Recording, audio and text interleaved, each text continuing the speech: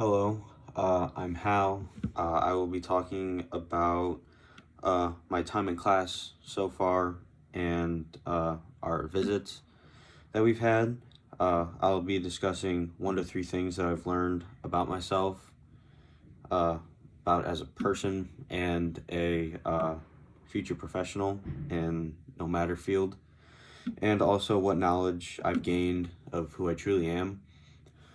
So one thing that I'm going to discuss is kind of the likability that all the teachers have had with the students and kind of the trust that they've all had. I really liked at, I believe it was Laurel. Um, teachers, like, they didn't have big classes, but they all got along. They were all willing to work for the short period of time that they had.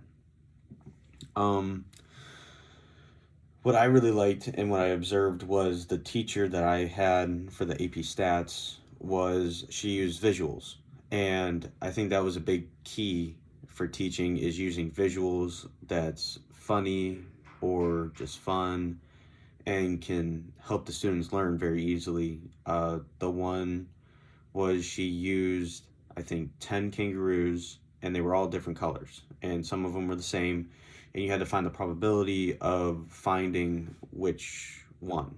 So I believe there was 4 red, 2 blue, 1 yellow, and 3 orange.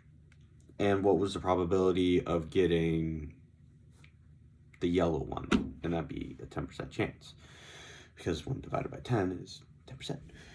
Well, 0.1, but you gotta multiply by 100. But I'm not gonna get all statistical on in this. But I think that was a really good thing, and I think that's what I would use. A big thing is kids don't really want to learn, but if you put it in a different perspective, they'll be able to understand it a lot easier.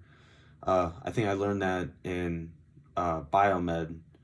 Uh, the teacher didn't really like get on the key and kind of went over, and if you just give them like a little advice or just picture this, like say, okay, well, picture this and what would happen, and then they would be like, oh yeah, that's right. And it's kind of like just simple words, kind of dumbing it down, but not entirely. Another thing that I learned at Stanball was kind of just teach and then see how the students do. Um, it's not really much to say about it, but if you teach a certain subject, so I'll say math, um, I think the teacher that I went to, I can't remember his and her name, um, but they just got done with a lesson and gave the students a packet, and the packet was, I think, 6 pages long, but it was 2 questions on each page, so there was a total of 12 questions. And I believe it was a 7th grade class, and they were learning about geometry, and I love geometry. And one student that I was talking to was alone at a table, and they were stuck. And so I went over, and like they were kind of like just looking around, like all confused and everything. So I went over, and they didn't really understand what y equals mx plus b was, and I'm like, okay, well, the m would be like your slope, and then, well, yeah, and then the b is like where you would start. So I kind of told them to picture a slide, but a straight slide, like a steep slide. And I'm like, so you would start it at 3, and then with this you would go up 1, to the right 2, but if it was a negative, you go left 1, up 2, and so on. And I think after that, it kind of clicked in their mind that, wow, if I could just put this in visuals, this would be so much easier to kind of perfect the work.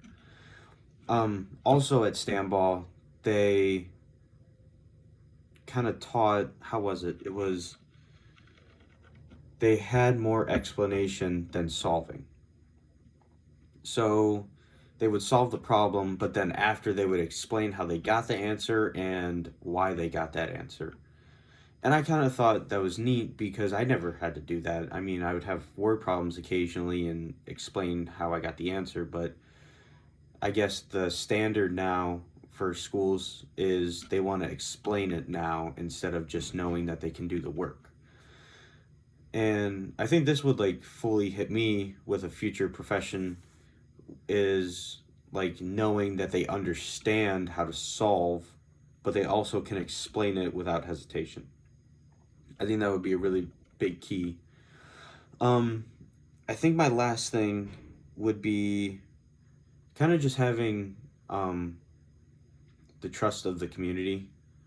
Um, I know at Biomed they had a really strong community. Students didn't really have like sports teams or anything, and they were able to go to their district where their like regular school would be, and they would be able to play like sports teams there and whatnot. Um, at Laurel, they have a basketball team, but that's really it. But their community is very successful. They're kind of like on the higher end of the social class.